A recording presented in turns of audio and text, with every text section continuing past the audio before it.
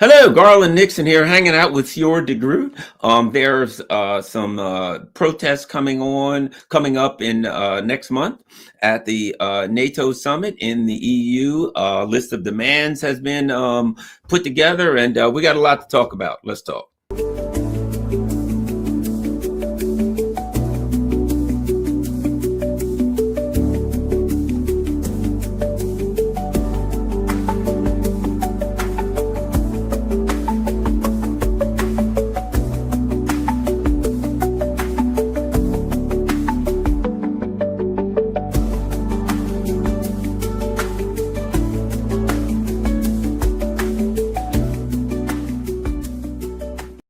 Hello, Garland Nixon here, hanging out with Sjoerd De Groot, and looking forward to another great talk. His organization is called Peoples for Peace, and as you can probably tell, if nothing else, you can tell by his name that he's European. You know, and certainly you see the name Sjoerd De Groot, and you don't think, "Wow, I wonder where that guy. Maybe he's from Beijing, Tehran." No, that's about as European name as you will ever get. So let's start off, Sjoerd. Let's talk about your group, your organization, what it is, so people will know where we're going from, and then where we're coming from. And then we got a few other things we need to get in, your list of demands, etc. So let's start there. Peoples for Peace. Yeah, so we're Peoples for Peace, which is a collective of peace activists based in the Netherlands. We are organizing monthly protests against NATO, but with the NATO summit coming up in June, we're also organizing a large international protest against the NATO summit on the days of the NATO summit in the city where the NATO summit will take place. So that's the main thing we're working on right now. And the goal is to unite basically representatives of all peoples, not necessarily all states or whatever, but as human beings who simply do not want to see their people close to them being destroyed by the horrors of war. And in that sense, we want to organize as broadly as possible. So not targeting a specific demographic or ideological group, but basically everyone who is willing to unite themselves behind the very basic demands we're presenting is welcome to become part of our coalition. Wonderful. And it seems to me, before we get going, the other thing I want to ask, you're in Europe. It seems to me as though there are European leaders who, two things, they're trying to propagandize the European people into hating Russia and feeling like they have to go to war.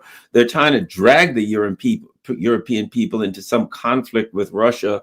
And it seems to me that there's a very specific element of the ruling elite in Europe that's doing this. What are your thoughts being in Europe? You're in Europe yourself. What are your views?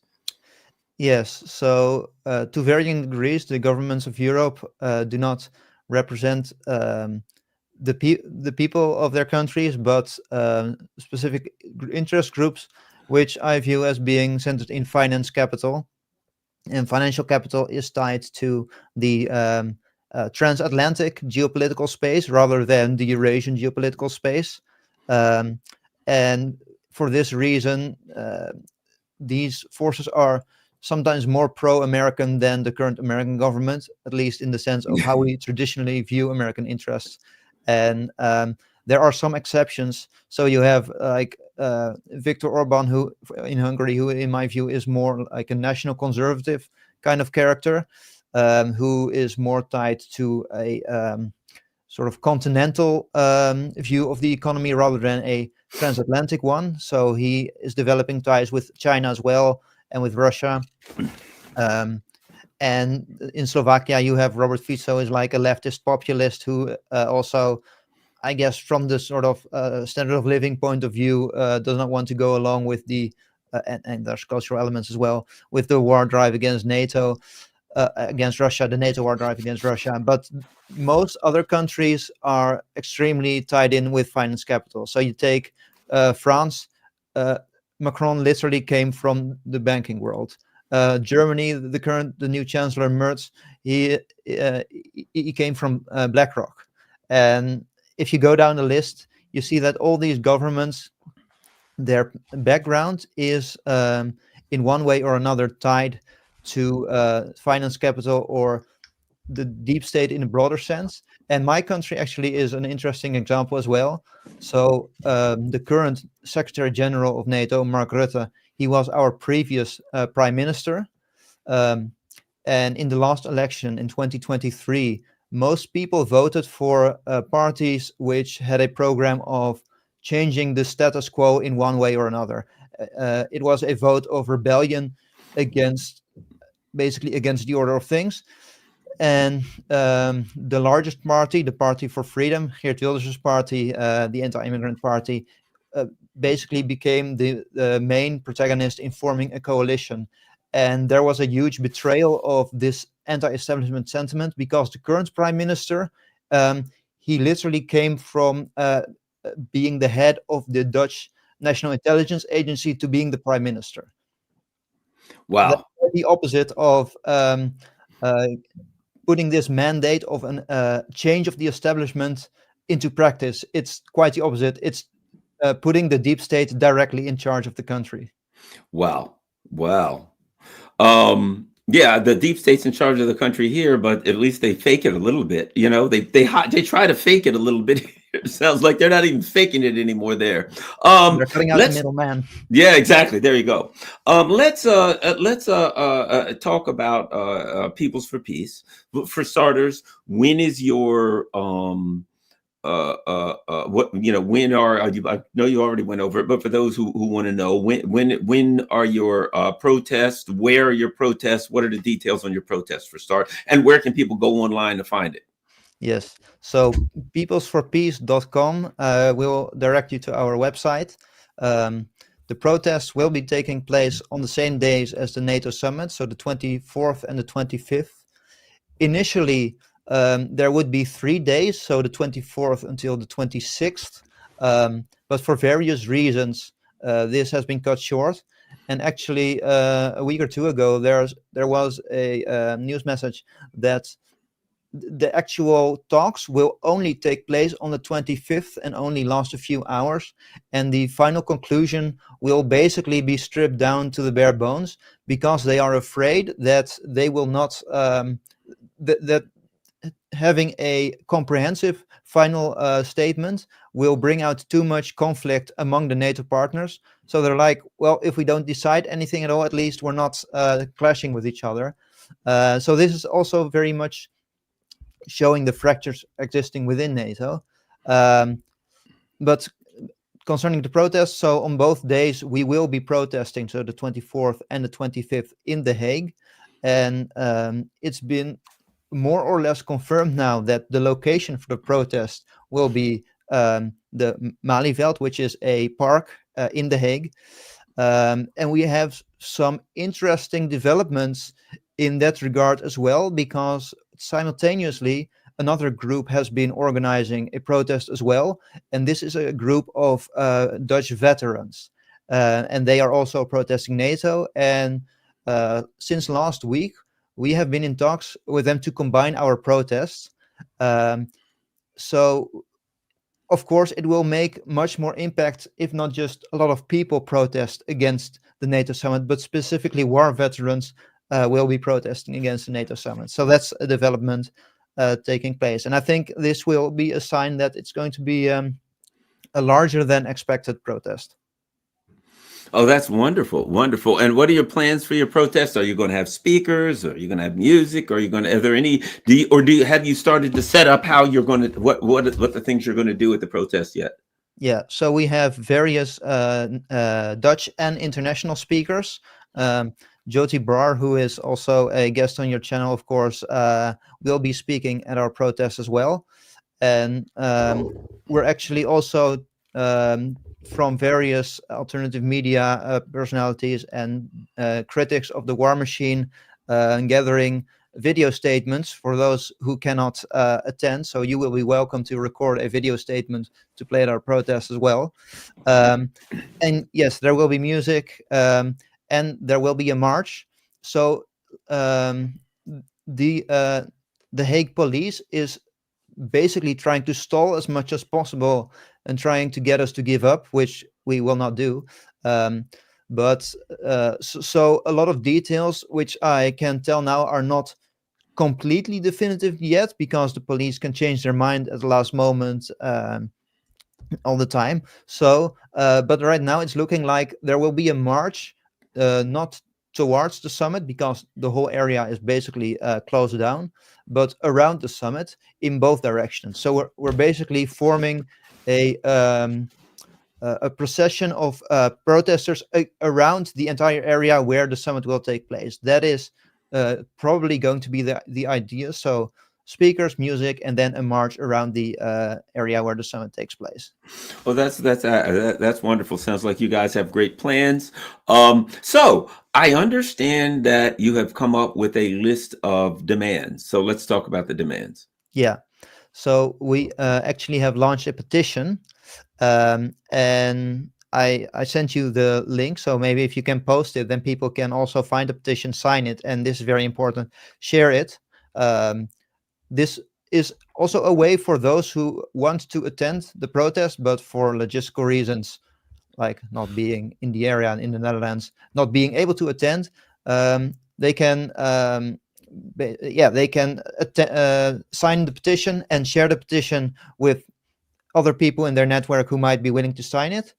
And the demands are that the NATO leaders immediately act as mediator for diplomatic solutions, never add fuel to the fire by sending weapons to war zones, refuse to go along with the march to more and larger scale warfare anywhere in the world, conduct foreign policy that does not have the interest of the US, except for the American NATO leaders, of course, or any other foreign power as its highest priority, never use our armed forces to fight other people's wars, do not allow nuclear weapons on the soil of non-nuclear states, do not allow permanently stationing armed forces or materiel of foreign powers on country soil, do not allow the transit of arms to war zones across our soil, do not draft the population for a new large-scale ground war, and finally refuse to go along with economically devastating sanctions warfare, and do not waste our prosperity in wars, but invest in the well-being of our countries. Those are the demands of the petition. And some people have also already pointed out to me that there is no point for abolishing NATO in this petition. And that's true, because if you go through these points, you will notice that the only way to fulfill these demands is to either abolish NATO or change it to such an extent that it is an entirely different entity. Well, you make a good point, because it's like anything else. The issue is not that NATO exists. It's what is NATO, right? Yeah. It's what NATO does. Not only that, it's not even what NATO says it does. It's what NATO actually does. I think you make a good point here, because the issue all along with NATO is not what NATO says it does, not Yeah. what people think it does. In reality, what it actually does. And let's talk about a very, very important one of your this is critical, particularly in light of what NATO is used for. One of your demands: we will never use our armed forces to fight other people's war. I have said for years, NATO is a umbrella organization for the U.S. empire, and one could argue the U.S. British Empire, however you want to put it, right? The Brits, the U.S., but with the City of London, etc. But what they do is they say, okay, we've got all the European armed forces together. We'll go over, we'll knock off Libya. Right now in Gaza, that's a NATO war. If you remember when Iran was firing drones and stuff, all of the NATO ships and all of these, France, Italy, were over there trying to, regardless of how you view that, as a NATO war, as a US war, as a proxy war, the NATO military infrastructure is being used in the Middle East right now. Also with Yemen, right? Yeah. So in reality, the NATO military infrastructure is used by the US or Britain, however you want to do it, to go around the world. And there was talk of, we need a NATO in the Pacific, the North Atlantic Treaty Organization in the Pacific. Why is that? Because we'll take the troops from, wherever. We'll take the troops from Norway. We'll take the troops from Italy. We'll take the troops from, Amsterdam. It doesn't matter. and we'll put them all together, and now we'll send them over to fight China or wherever. So the reality of NATO is it's not North Atlantic. It's simply an umbrella organization. And to me, the one of the biggest things you have is NATO is not going to be used to fight other people's wars, because all of the war, everything that's been fought and being fought by NATO, none of it is to protect the people of Norway, or the people of whichever country they take it. It's for this grander global vision of hegemony. Your thoughts? Yeah, actually, it's also just basically a means to provide the appearance of multilateralism to unilateral American action. Because if you seriously look at most NATO armies like Luxembourg, the Netherlands, you go down the list, basically nobody has any power projection ability. France, to some extent, does, the UK does, and Turkey, to some extent, within the region. And other than that, nobody has the ability to independently deploy their military overseas. So when the first bombardments of Yemen after the Ansarallah blockade of Israel took place, there was also one Dutch officer who was sent there to basically be in the room when the strikes were launched, which technically doesn't do anything, but it gives the United States the ability to say, oh, we have assembled an international coalition of partners who support the right to freedom of navigation, rather than we're unilaterally attacking Yemen, which was what was actually going on. So that's also a very important part of what NATO is. And of course, there is no true multilateralism, because what NATO does is essentially what the United States needs NATO to do. And it's not like any tiny European country can make their own demands, and then the members democratically decide, oh, this is what we're going to do. Of course, this is not how power politics works. Exactly. Another one, refuse to cooperate in economically disruptive sanctions wars. Once again, we're talking with Sjoerd De Groot. De Groot. He's with an organization called Peoples for Peace. That's Peoples with an S. Go to peoplesforpeace.com for more information. They're planning on, they're setting up a protest on the end of June in The Hague regarding the NATO summit there. And we're talking about some of the things going on with his organization.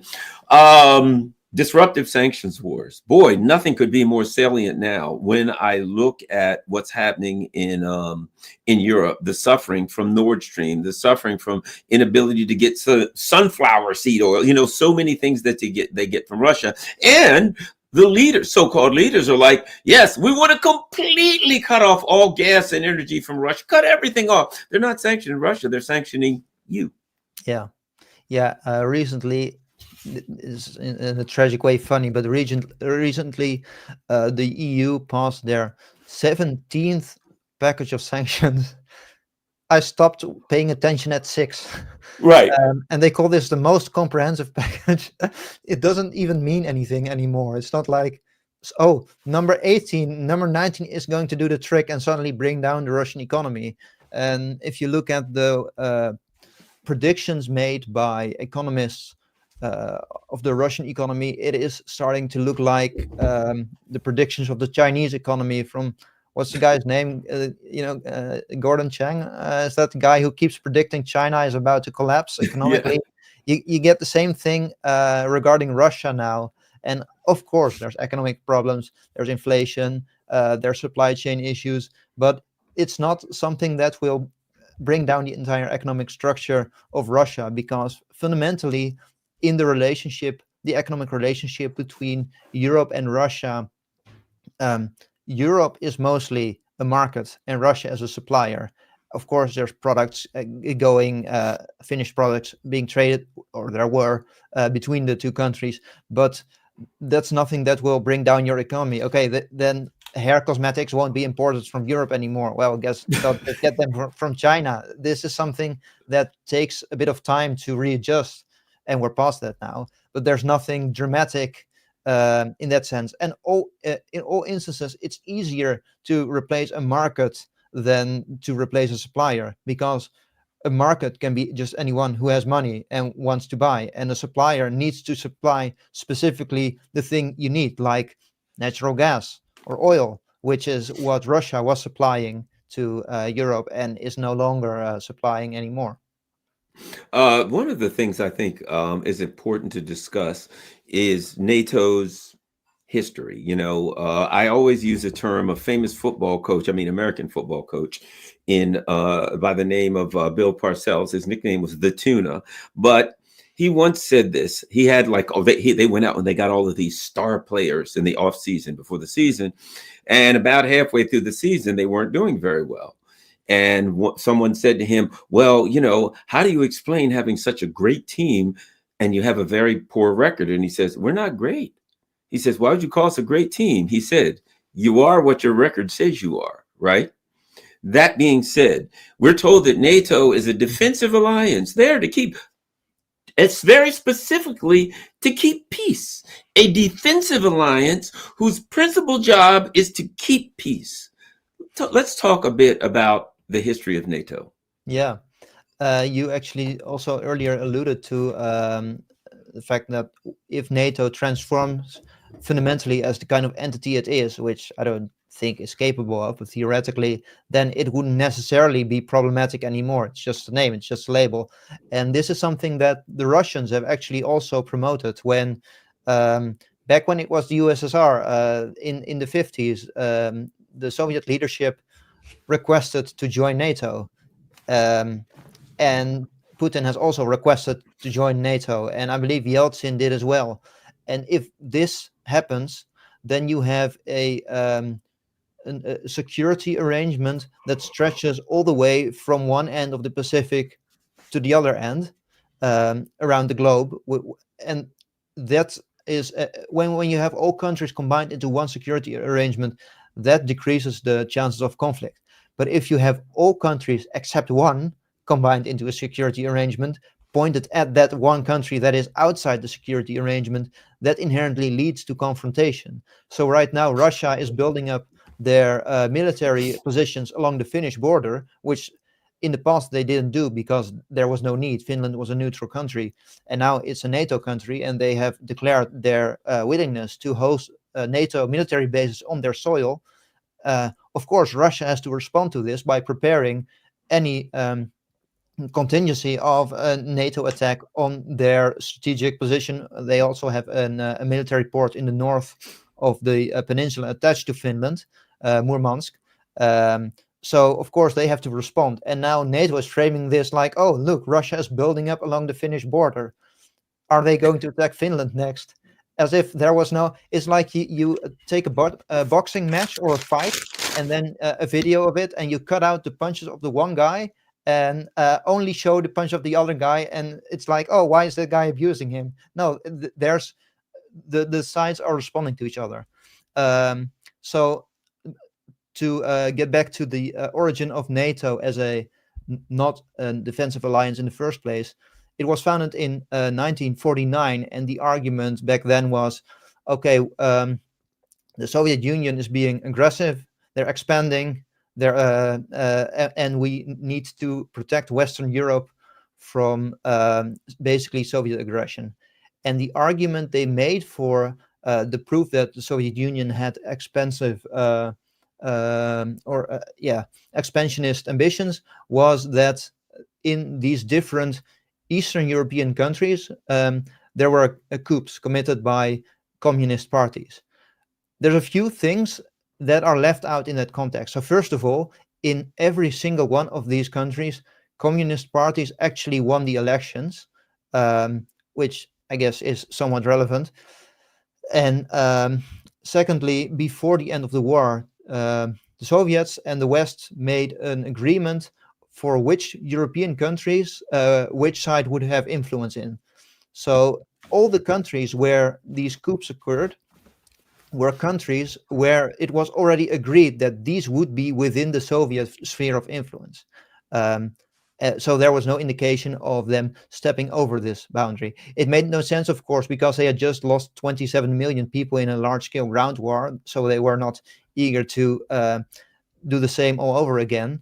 And actually all the indications were that the Soviet Union was sticking to this agreement they had made, because, for example, in Greece, the Communist Party was very strong. They led the resistance against fascism, and after the end of the war, there were communists within Greece. The Greek Communist Party wanted to form a government, and there were on the other side conservative militarists who were backed by the British, who basically didn't want that, and a civil war ensued. With foreign backing from the Soviet Union, it was very likely that the Greek communists, of course, you can't rewrite history, but hypothetically, that the communists would win the civil war and Greece would become a communist country. However, it was agreed between Churchill and Stalin that the British would have control over Greece and not the Soviets. So the Soviet Union chose not to back the Greek communists, at least not to a great extent, because of this agreement. Even though, from a sort of democratic point of view, I mean, the Greek communists were very popular in their own country, it would have made sense for them to do so, but they stuck to their agreement. In the same vein, the Soviets made an agreement with the Americans regarding the Korean Peninsula that up until the 38th parallel, north of it, the Soviet Union would liberate the peninsula, and south of it, the Americans would. But when the Soviet Union reached the 38th parallel, the Americans were not even on the peninsula yet. They were still in Japan. So from a sort of opportunistic point of view, it would have made sense for the Soviet Union to push through and take the entire peninsula. But they halted there and they waited for the Americans to come in. They also agreed that Austria would be neutral. And Austria was, of course, liberated by the Red Army. And after the Second World War, Austria was occupied by the Red Army, and they left in full compliance with the agreement. Even more interesting is the case of Germany, where, as we know, it was split into East and West Germany. But at first, this wasn't decided definitively that this would happen. And the Soviets actually proposed that Germany would be reunited as a neutral parliamentary republic that was aligned with neither side. And this was turned down by the Americans. And there's an interesting quote by John Foster Dulles, which I have here, about the withdrawal from Germany. One second, I lost the page. This by the way, in the book, The Making of an Atlantic Ruling Class, which I highly recommend. John Foster Dulles literally said, Russia has indicated her willingness to withdraw, so from Germany, if we do the same, and we are not willing to do the same. So it was indicated by the Americans that they were out for confrontation and for militarization of Europe, and the Soviets were not. So when NATO was founded, this was a bogus premise. And when in the 80s or the 90s documents became available, it became clear that Western intelligence knew that there was no intention for the Soviet Union to attack Western Europe. However, posing this threat and formulating forming this alliance would force Western Europe into dependence on the United States. And that's actually, this arrangement is still going on today. It just expanded eastward. Absolutely. And I will add this. Let me show everyone, people who might have never seen this. This was something written by the Rand Corporation, funded by the Pentagon. And here's a document from 2019, April 24, 2019, overextending and unbalancing Russia, assessing the impact of, they put cost imposing options, right? And they go on to talk about all the things they want to do, imposing deeper trade and financial sanctions, which they've done, increasing Europe's ability to import gas from suppliers other than Russia, right? Now, in 2019, the things that they did in 2022, they wrote down, this is what they wanted to do. Yeah. Look at this, encouraging the immigration from Russia of skilled labor and well-educated youth. So they're saying, we want to make them broke. We want to do brain drain. When you look at it, right, geopolitical measures, providing lethal aid to Ukraine, increasing support to the, quote, Syrian rebels. Both happen. Right? promoting liberalization in Belarus, in other words, try to overthrow the countries. This Yeah. By the way, the everything. year after this was published, there was an Yes, attempted color revolution in Belarus. yes, there was. Yes, you're exactly. So in 2019, they wrote a document that said this is how we want to tear Russia to pieces. We're going to tear Russia to pieces. We're going to immiserate Russia, and then we're going to steal all their stuff and break it in. 10 years before, actually 11 years before, 98, Zbigniew Brzezinski wrote a book in which he said basically they wanted to tear Russia into three pieces and go after China with from three different directions in the grand chessboard. His book. So here's my point. For all the talk of NATO being a peacekeeping organization, a peaceful organization, blah blah blah, a defensive organization, they literally wrote that they were after Russia. They were going after Russia. They were going to take Russia apart. They were going to, they wrote how aggressively they were going to go after Russia, and literally did everything they said they were going to do in an attempt to take Russia apart. Yet they still try to argue that it's an organization of peace and protection. Yeah, and the crazy thing is, if Russia then argues, "Hey, you're doing these things to undermine us. Please stop," then the response in the West is, "Oh, this is just Russian propaganda." And the fact that Ukraine is being used as a battering ram against Russia, that's also just Russian propaganda, even though there's, as you've just shown, basically a literal statement of intent in that regard. So, yeah. Absolutely. And all one has to do, if they think, yeah, because one of the things they say, and we'll end with this in a moment, is we must support Ukraine, right? But when you look at some of the operations in Ukraine that were put together by, say, the UK military, NATO military, etc., where they literally, such as Krinky, such as the Kursk region, where they literally threw tens of thousands of soldiers into pretty much certain death, no air cover possible, no nothing, and they say, okay, we're going to attack Krinky, we're going to, go, and they throw these people in with no whatsoever, I mean, almost certain death. And all of them die, as they were certain to do. And then afterwards, they just kind of yawn and move on to the next thing, right? Wiping out an entire generation, if not generations, of Ukrainians. And they say that's supporting Ukraine. Yeah, That's exactly. helping Ukraine. We must stand with Ukraine. How? We're going to wipe out generations of Ukrainians. Yeah, this is something you get a lot, that people say talking to Russia is betraying Ukraine. How is that betraying Ukraine? Because if there's a conflict between the West and Russia, Ukraine is the battlefield. So Ukraine is the victim. However, if Europe and Russia would cooperate economically, then Ukraine would be the hub where trade would be going through. So they would profit. So it's the exact opposite of betraying Ukraine. It's betraying banderism. But, well, I guess most decent people have no problem with that. We shouldn't have any loyalty to banderism anyway. And the interesting thing is that about a year ago, Putin actually said at a press conference that Europe and Russia share a continent, which I guess is true.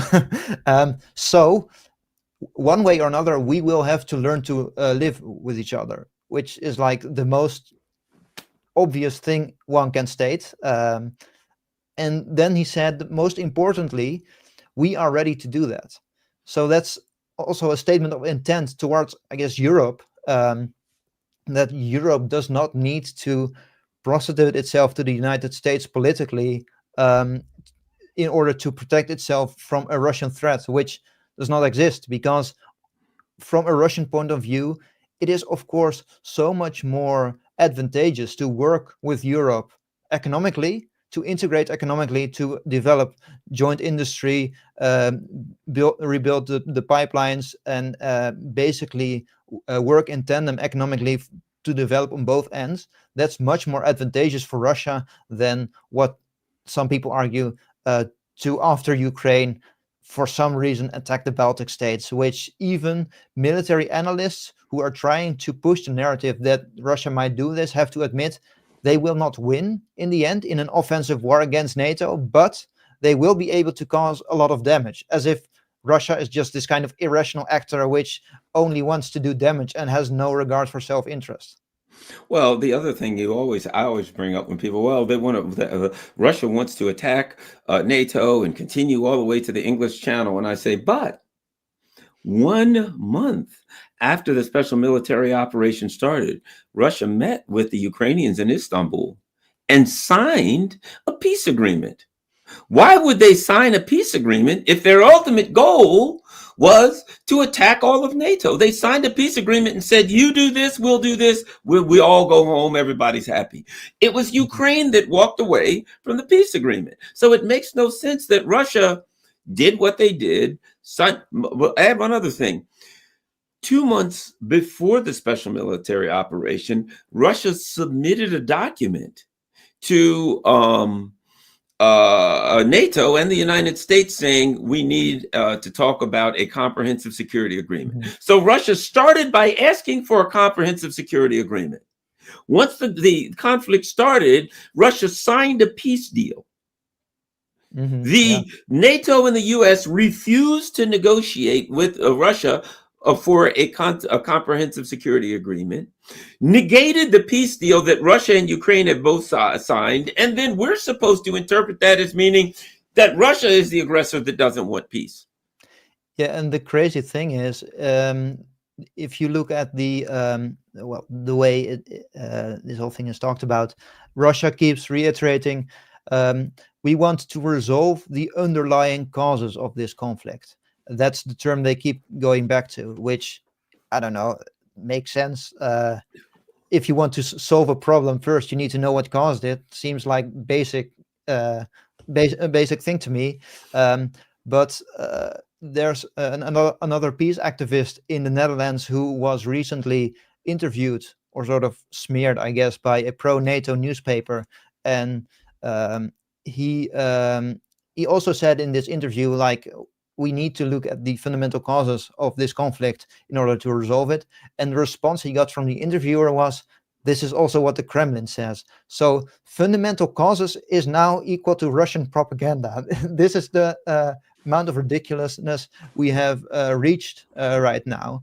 And um, there, yeah, if you look at the way it has developed actually since 2014, the idea that Russia was out for territorial acquisition, it does not fit reality, because there's this famous interview Angela Merkel gave to Die Zeit, where she says that in 2015, the Russians basically had the Ukrainian army, or what was left of it, or at least the separatists with backing of the Russians, they had them in a position where they could crush them.